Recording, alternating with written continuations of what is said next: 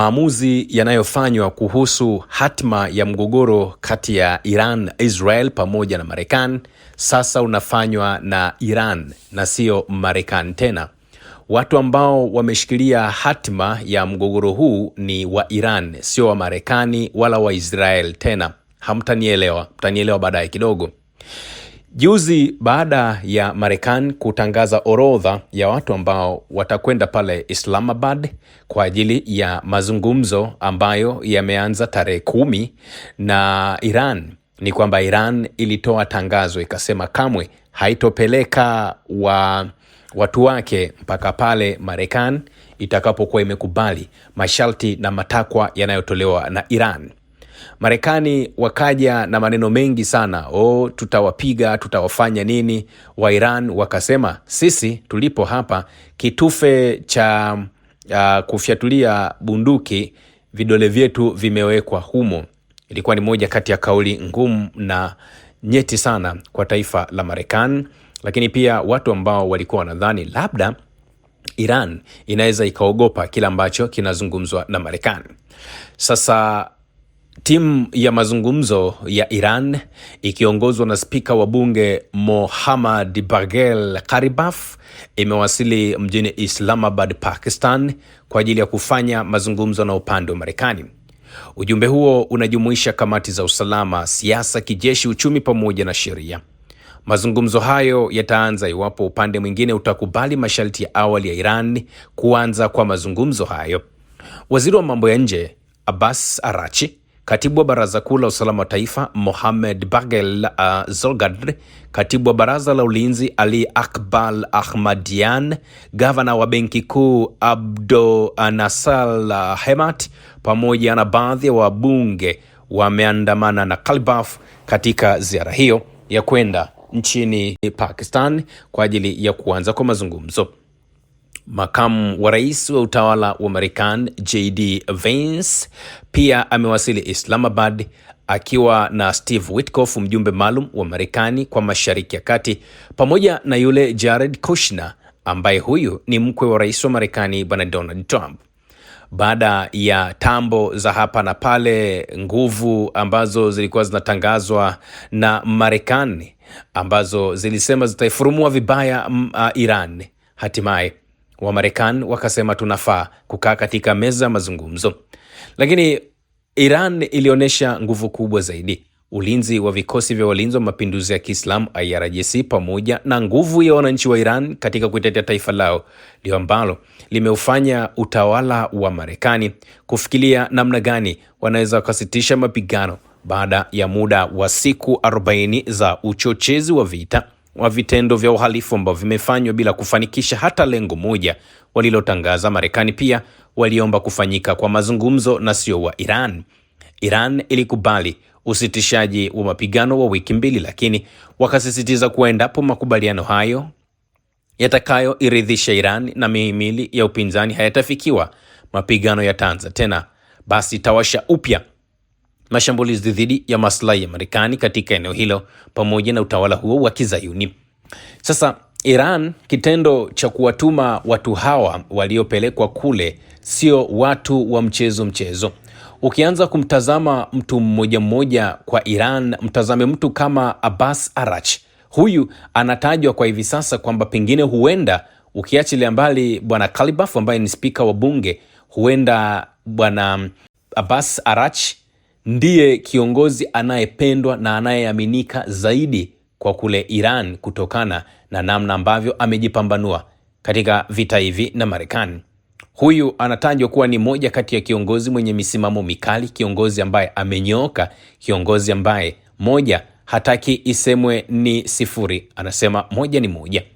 Ukimtazama Gharibaf ni moja kati ya viongozi ambao pamoja na kwamba yupo katika huo msafara wa mazungumzo wa Iran, ametoa matamshi mbalimbali.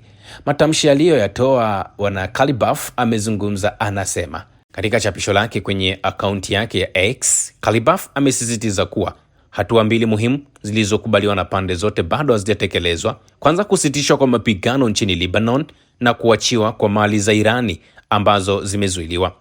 Hatua mbili kati ya zilizokubaliwa kwa pamoja bado hazijatekelezwa: kusitishwa kwa mapigano nchini Lebanon na kuachiliwa kwa mali za Irani zilizozuiliwa kabla ya kuanza kwa mazungumzo. Mambo haya mawili lazima yatimizwe kabla ya mazungumzo kuanza, amezungumza spika huyo bunge la Iran. Marekani na utawala wa Israel, ifahamike, walizindua hiyo kampeni yao ya kijeshi mnamo Februari 28, 2026. Kama hatua ya kulipiza kisasi, vikosi vya ulinzi vya Iran navyo vilianzisha mashambulizi. Wakati rais wa Marekani Bwana Donald Trump ametoa onyo kali, upatanishi wa Pakistan uliwezesha kufikiwa kwa makubaliano ya kusitisha mapigano kwa muda wa wiki mbili, ambapo mazungumzo yanafanyika Islamabad. Iran imependekeza mpango wa vipengele 10 kama msingi wa mazungumzo hayo, wakitaka mambo kama kuondolewa kwa majeshi ya Marekani katika eneo hilo, kuondolewa kwa vikwazo vya kiuchumi na kudhibiti mlango wa bahari wa Strait of Hormuz uweze kuwa sehemu ya yale ambayo lazima Marekani wayakubali.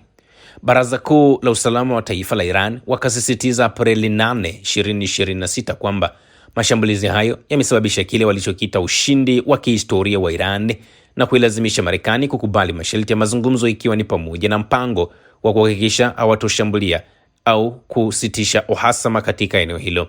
Lakini Iran wameeleza wazi kwamba mazungumzo hayo hayamaanishi mwisho wa mzozo, bali ni mwendelezo wa mapambano kupitia njia ya kidiplomasia, huku wakionyesha msimamo wa kutokuwa na imani na Marekani. Spika wa bunge la Iran Bwana Gharibaf unamtazama ni mtu fulani ambaye ana misimamo mikali. Anasema ni lazima tunapokuja kufanya mazungumzo, ni lazima mambo haya yatekelezwe. Yasipotekelezwa haya, hakuna maana ya kufanya mazungumzo. Lakini makao makuu ya Khatam al-Anbiya ya Iran yameonya kuwa Marekani na maadui wa Kizayuni kwa vikosi vya kijeshi vya Iran viko tayari kikamilifu kukabiliana na tishio lolote, huku kidole kikiwa kwenye kifiatulio cha kufiatulia makombora. Kwenye taarifa ambayo wametoa tarehe 10, makao makuu ya Khatam al-Anbiya wamesema kuwa kutokana na ukiukaji wa mara kwa mara wa ahadi na Marekani pamoja na utawala wa Kizayuni hapo awali, vikosi vya ulinzi wa Jamhuri ya Kiislamu ya Iran IRGC vipo katika hali ya juu ya tayari kuchukua hatua kama iliyokuwa katika siku ya vita hivi karibuni, ambayo ilibaki siku 40 za mapambano ambayo hayakuwa mapambano ya kawaida kabisa. Taarifa inaongeza kuwa viongozi wa Marekani wanatajwa kuwa wahalifu na utawala wa Kizayuni unaua watoto pamoja na makamanda na wanajeshi wao waliopata kushindwa hawana haki ya kutishia taifa la Iran ambalo limeshinda, lenye nguvu na jasiri, pamoja na muhimili wa upinzani wa Kiislamu ambao kamwe haushindikani. Makao yameongeza kuwa rais wa Marekani Trump na waziri wa Israel Netanyahu wanapaswa kutafakari kushindwa kwao kwa aibu pamoja na kwa majeshi yao katika vita vya siku 40 chini ya mashambulizi makali na nguvu ya kushangaza ya wapiganaji wa Kiislamu, na waache kuitishia Irani na wapiganaji wake ambao walidhamiria kukaa katika eneo la mapigano. Kutokana na mshikamano wa muhimili na upinzani ambao wameupata wa Marekani, iwapo mashambulizi ya adui dhidi ya Hezbollah na wananchi wa Lebanon hasa katika eneo la Dahiyeh yataendelea, vikosi vya Iran vitajibu kwa mashambulizi makali na yenye maumivu. Taarifa hii imesema hivyo. Mazungumzo haya sio mwisho wa mzozo. Akili kubwa hapa inaelewa nani ambaye ana control hali ya vita nchini Marekani, Israel ama Irani. Lakini kwa kifupi ni kwamba Iran ndiye ambaye anaicontrol vita hii. Usisahau kusubscribe, like na kubonyeza alama ya kengele. Asante.